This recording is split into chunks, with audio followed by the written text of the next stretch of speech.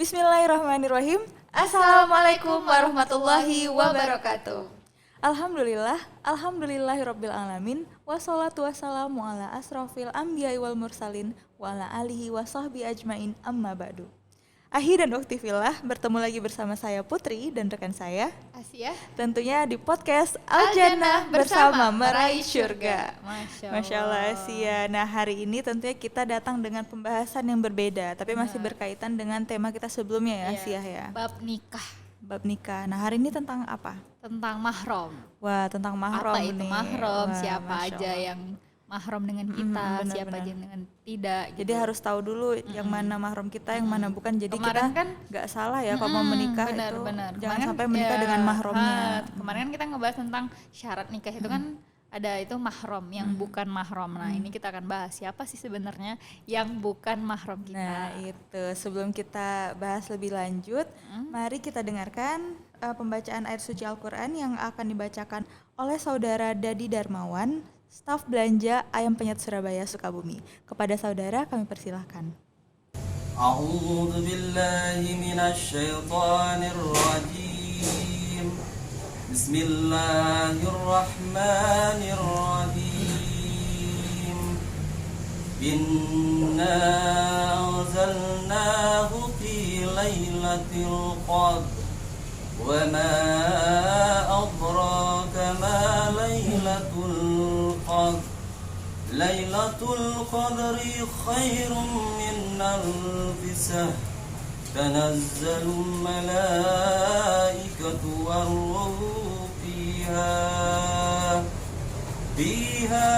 bi'idzni rabbihim min kulli amrin salam. Salamun hiya hatta matla'il fajr. Sadaqallahul azim.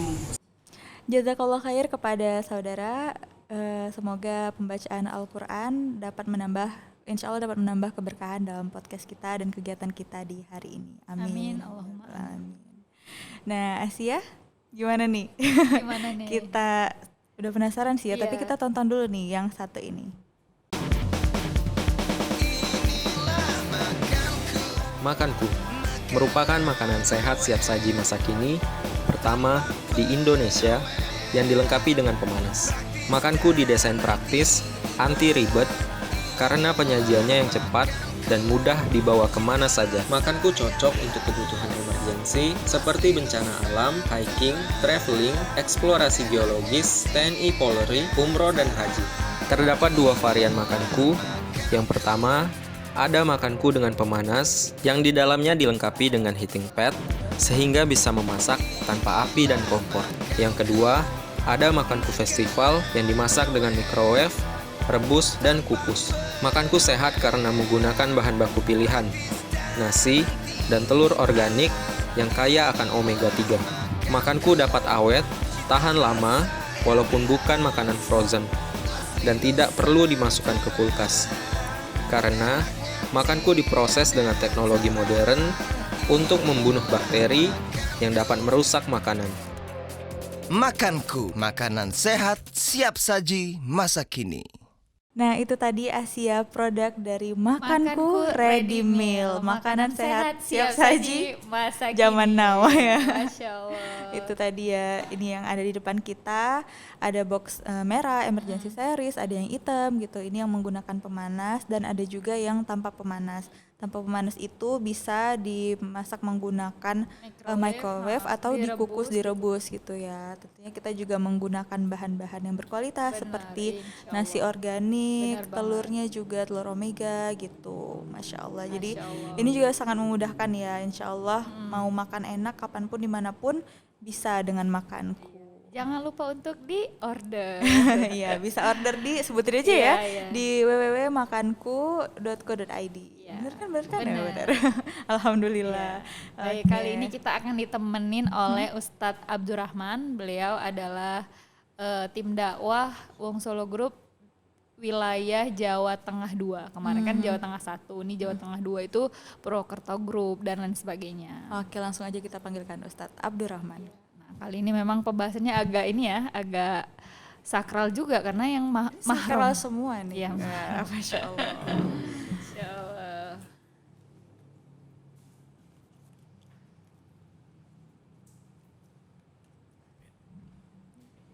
Assalamualaikum Ustadz. Waalaikumsalam warahmatullahi wabarakatuh. Gimana kabarnya Ustadz? Alhamdulillah dalam perlindungan Allah Subhanahu wa taala. Amin.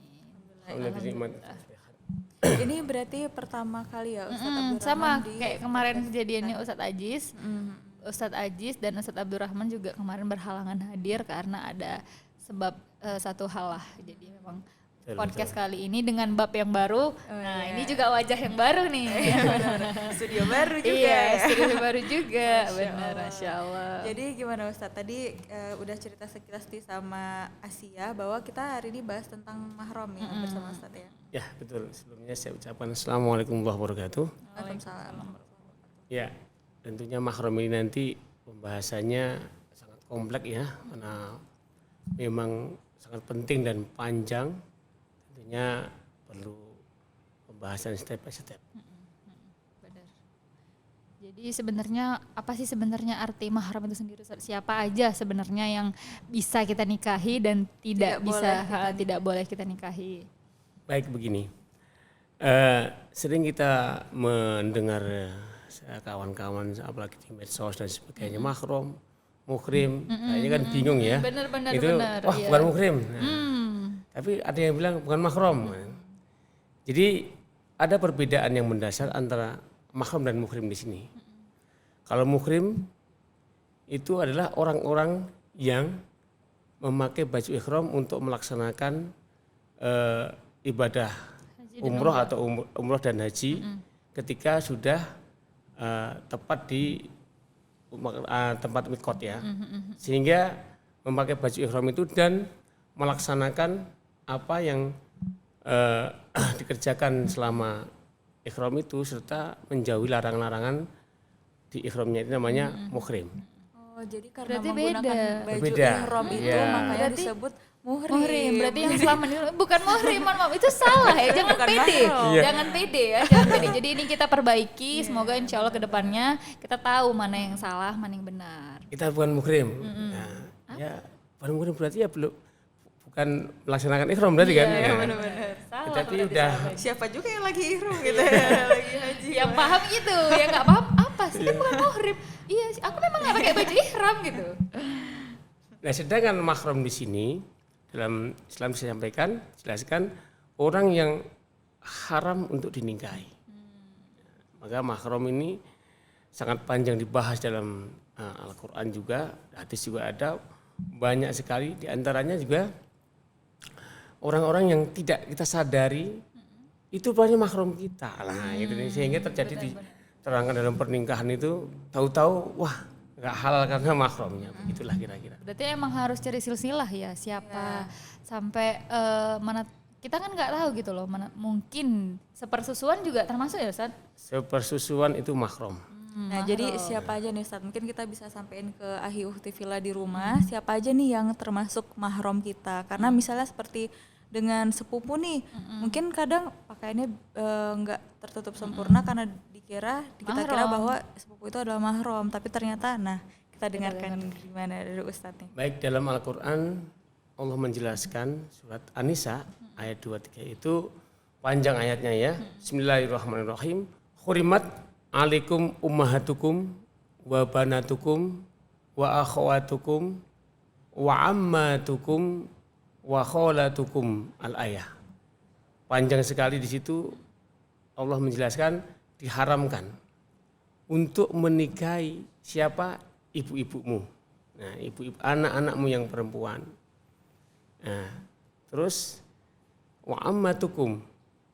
Di situ saudara perempuan dari bapakmu.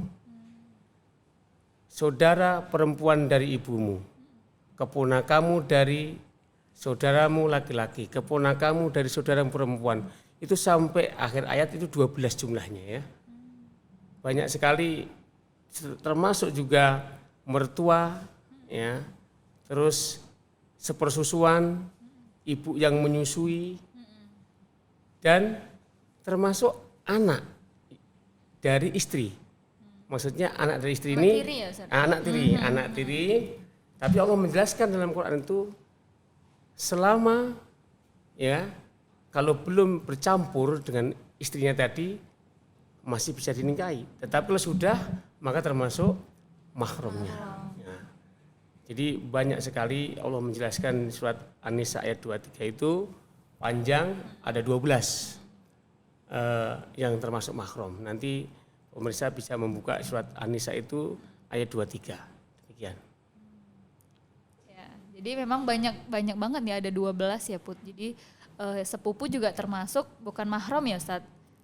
Ya, Betul. Iya kan? Jadi emang bahaya juga berarti sepupu itu gitu loh. Kadang kita kan menganggap itu mahram, ternyata itu bukan gitu loh. Betul.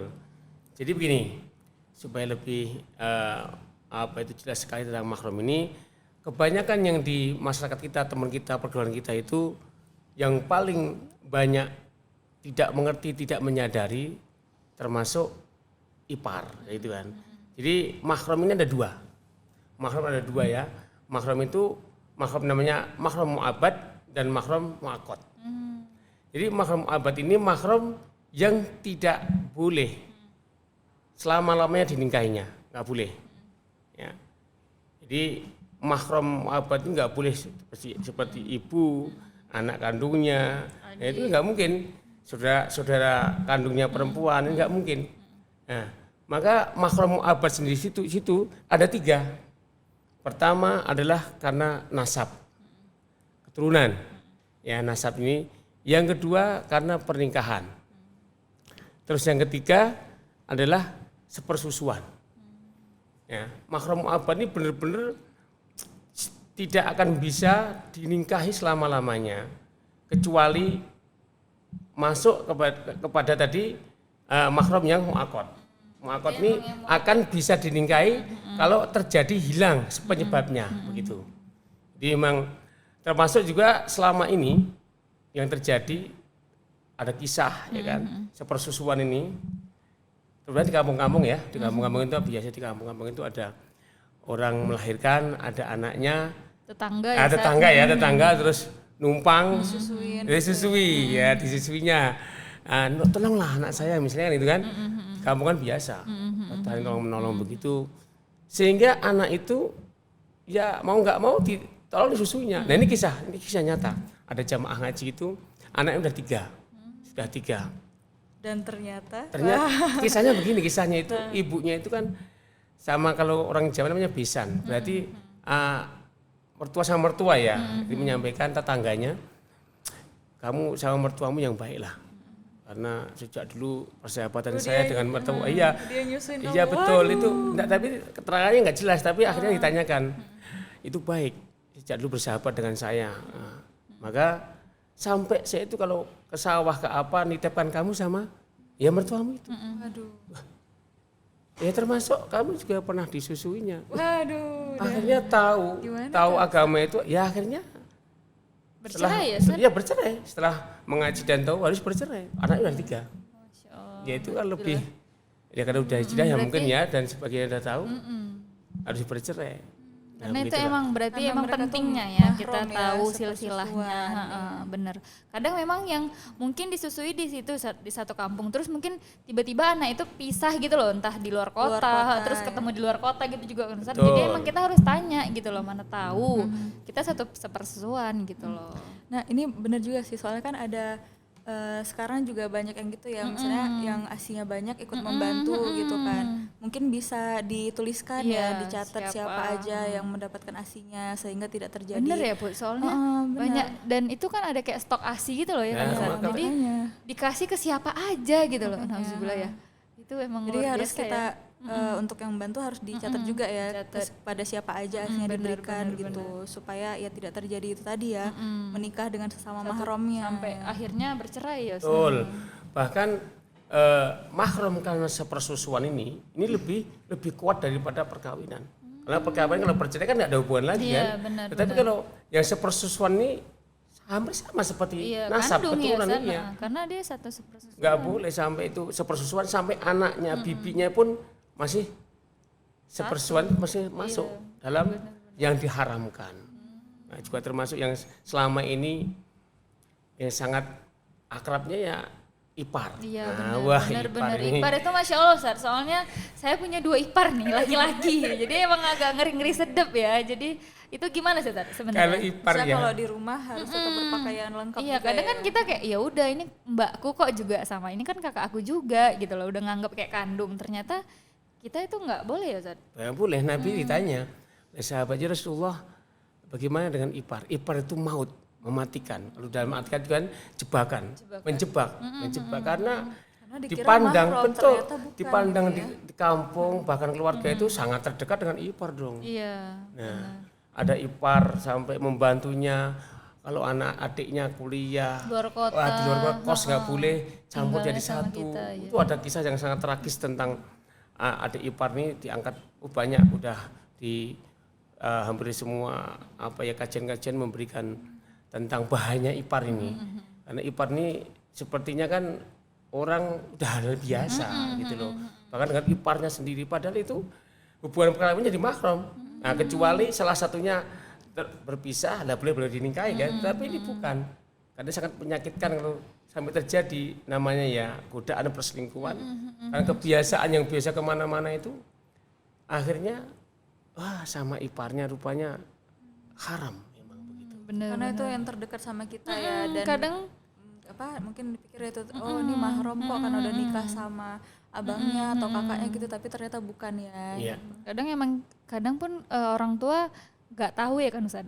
betul. Nah, jadi emang kayak ya udah misalnya di luar kota, ya udah tinggal aja sama abangmu Di gitu, rumah ipar padahal gitu di ya. rumah ipar, padahal itu kan bahaya gitu ya Ustaz. Juga termasuk yang selama ini tidak diketahui orang yang paling berbahaya anak angkat.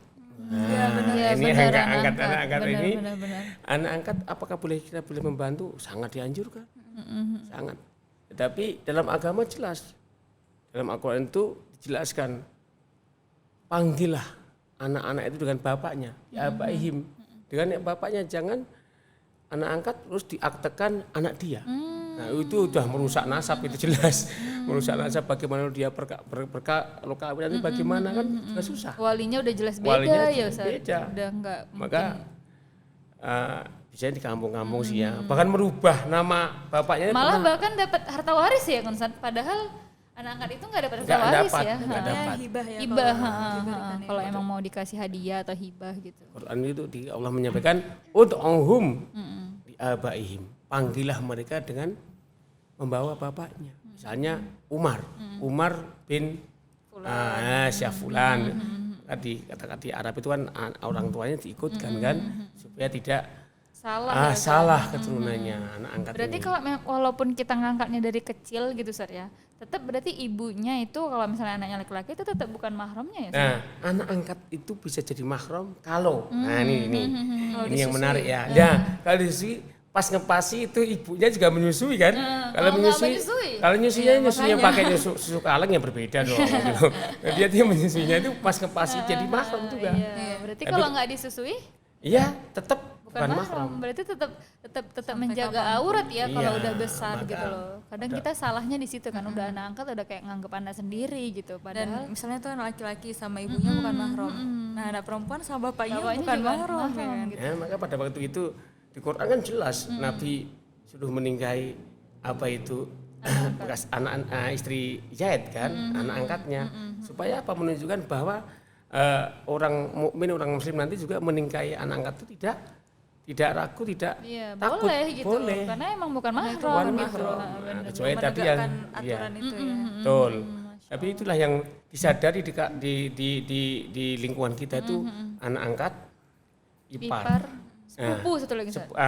Belum sepersusuan. Oh, Nah, ini yang menjadi masalah sangat tidak dipikirkannya, terabaikan, sehingga menjadi hal-hal yang perlu disampaikan ke terutama masyarakat yang dalam arti masalah mahram ini sangat terbatas ya. Memang kajian mahram ini sangat kompleks sekali. ya, Ustaz. Tidak bisa dikaji hanya setahap dua tahap, memang panjang karena hubungannya banyak sekali. Jadi ada kisah juga termasuk yang sangat fenomenal itu di mana ada ipar ya.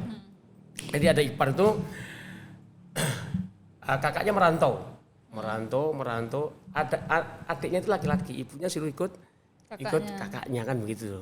Nah, terus kakaknya udah beristri, adiknya mau kos, ya nggak boleh jauh dari rumah dan sebagainya. Ya mohon maaf ya, ini benar-benar kejadian. Kakaknya yang pertama tadi kecelakaan sampai sakitnya parah, diagnosanya dokter sampai sensitif sampai hal yang di luar dugaan. Pada waktu opnamnya agak panjang berhari-hari, yang menjenguk itu istrinya, perempuan sama 3 anak laki-laki sama laki-laki yang dewasa. Kalau dokter kan nggak tahu itu siapa, dan saya nggak tahu. Ditanya, setelah sembuh ditanyai, gimana dok diagnosanya? Anda bersyukurlah bisa sembuh seperti ini, tapi yang beri ganjalan buat saya ingin menanyakan, kemarin yang nengok ke sini itu siapa perempuan? Oh itu istri saya dok. Kecil 3 itu siapa? Oh itu anak saya, katanya anak saya. Laki-lakinya, itu adik saya. Oh ya. Bolehkah saya mengatakan hasil sesuatu yang di luar penyakit ini? Emang ada apa dok? Boleh. Kalau menurut yang saya ketahui tentang ilmu kesehatan, Anda termasuk bukan orang-orang yang bisa memberikan anak kepada istri Anda. Terkejut. Tanda tanya. Tanya. Siapa yang gitu? Ini sensitif. Ya, akhirnya ini tanyakan keluarga, tanyakan 4 mata dengan adikmu, dengan istrimu. Tapi saya nggak akan mengganggu. Hanya menyampaikan saja. Saya terganjal ini. Nggak mungkin secara ilmu ini nggak akan mungkin memberi keturunan. Akhirnya ditanyakan di keluarga itu benar. Itu anak adiknya. Itulah nah itu bahayanya ipar. Benar-benar. Makanya kata Rasul ipar itu maut ya Ustaz. Ya, mematikan, jebakan. Jebakan setan. Dalik ya. Tapi kalau berdakwah kepada orangnya kadang-kadang ya apa urusanmu kakak ipar saya sendiri. Iya, kadang malah sepele ya Ustaz. Ya, maka perlu berjihad untuk memberikan pencerahan tentang mahram ini sangat penting sekali. Benar-benar. Masya Allah, berarti ini luar biasa penting ya Bud. Ini Ya, kadang-kadang kita miss kan, karena emang ya udah saudara kok, orang kakakku kok udah kuanggap kakak sendiri gitu. Ibu angkat udah kuanggap ibu sendiri, padahal itu bukan mahram gitu. Emang kita tetap harus menjaga batasan-batasan auratnya. Disitulah untuk yang setan perempuan. berperan Ustaz ya. Ya betul, jebakan seperti itu. Wah, nah Ustadz, kita saksikan dulu nih Ustadz iklan dari Wong Solo Group.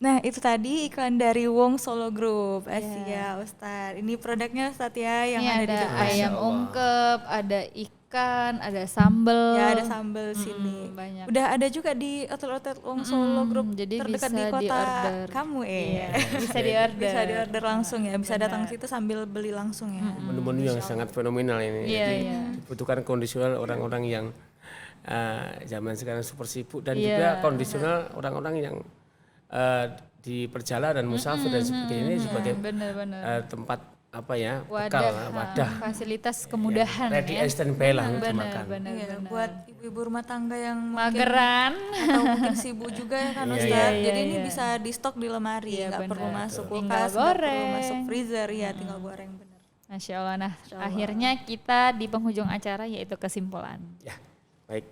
Jadi kesimpulan tentang mahram ini, saya berpesan kepada semua pendengar dan jamaah semuanya, pentingnya kita mengetahui mahram ini untuk menjaga kesucian kita dalam berhubungan siapa kepada keluarga, kepada family, kepada semua handetolan dan semua teman-teman semua.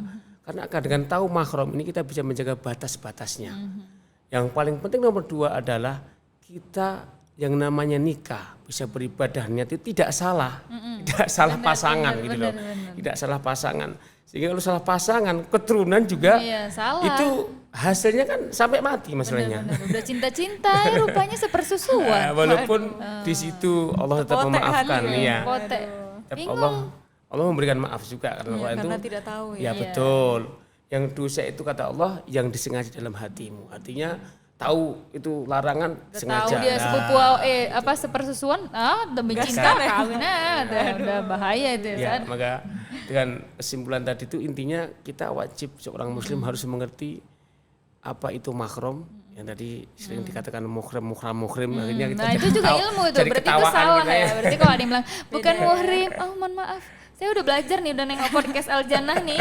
Itu Ustaz Abdurrahman bilang muhrim itu bukan itu. Muhrim itu orang yang pakai pakaian ihram. yang dalam rangka Bisa ibadah. dikasih, bisa dikirim tuh Ya, videonya. betul. Ya, mahram jelas hubungan ini supaya terjaga kesucian, kelestarian keturunan kita menjadi anak yang solehah sesuai dengan Allah yang perintahkan. Demikian dari saya mungkin. Amin. Insya Allah hari ini emang Jadi udah diluruskan ya. benar. Yang salah, terus siapa mahram kita, yang kita anggap itu sepele, ya ternyata memang bukan mahram gitu loh. Yang ternyata karena dekat jadi dikira mahram tapi ternyata bukan gitu ya. Oke deh, alhamdulillah Ustadz, ini kita sudah di penghujung episode kita. Gimana Ya, nih? selanjutnya kita akan ada pembacaan doa yang akan disampaikan oleh Saudara Muhammad Syafwani. Beliau adalah karyawan Wong Solo Simpang 4 Banjarbaru. Kepada saudara kami persilahkan. Bismillahirrahmanirrahim. Alhamdulillahirabbil alamin. Wassalatu wassalamu ala asrafil anbiya'i wal mursalin wa ala alihi wa sahbihi ajmain. Allahumma ighfir lana dzunubana wa liwalidina warhamhuma kama rabbayana shaghira. Allahumma ighfina bihalalika an haramika wa aghnina bifadlika amman siwak. Ya Allah ya Rabb, tegakkanlah syariat Islam di rumah tangga kami, perusahaan kami, dan di dalam negara kami. Dan cukupkanlah kami dengan rezeki yang halal dan terhindar dari yang haram. Dan kayakanlah kami dengan anugerah-Mu hingga kami tidak meminta kepada selain-Mu. Dan jadikanlah rumah makan Wong Solo grup rumah makan yang halalan, thayyiban, mubarakah ya Rabbal Alamin. Rabbana hablana min azwajina wa zurriyatina qurrata a'yun waj'alna lil muttaqina imama. Allahumma inna nas'aluka salamatan fid din wa afiatan fil jasad wa ziyadatan fil ilmi wa barakatan fil rizqi wa taubatan qablal maut wa rahmatan indal maut wa maghfiratan ba'dal maut. Allahumma hawwin alaina fi sakaratil maut wan najata minan nar wal afwal indal hisab. Allahumma dafa'annal ghala wal bala wal waba wal fahsa'i wal munkar wasuyufal muhtalifah wassada'idal mihan ma zahara minha wa ma batan min baladina haza khassah wa min baldanil muslimina ammah innaka ala kulli syai'in qadir. Rabbana atina fid dunya hasanah wa fil akhirati hasanah wa qina azabannar. Wa sallallahu ala sayyidina Muhammadin wa ala alihi wa sahbihi wa barik wa sallim. Walhamdulillahi rabbil alamin. Jazakallah khair kami ucapkan, semoga doa tersebut dapat memberi kita keberkahan dan acara kita hari ini dapat bermanfaat. Amin. Allahumma amin. Jazakallah khair Ustaz. Udah datang di Khair. podcast Al Jannah, insya Kita Allah. ketemu di next episode. Amin, insya Allah. Dan terima kasih juga kepada Makanku Ready Meal dan Wong Solo Group. Baiklah. Baiklah, marilah bersama-sama kita tutup podcast kita hari ini dengan membaca hamdalah Alhamdulillahirabbil alamin. dan doa penutup majelis. Subhanakallahumma Subhanakallahumma wa bihamdika asyhadu an la ilaha illa anta astaghfiruka wa atubu ilaik. Gimana? Dan jangan lupa like, subscribe, dan Dan komen komen. di channel YouTube Wong Solo Group. Oke deh.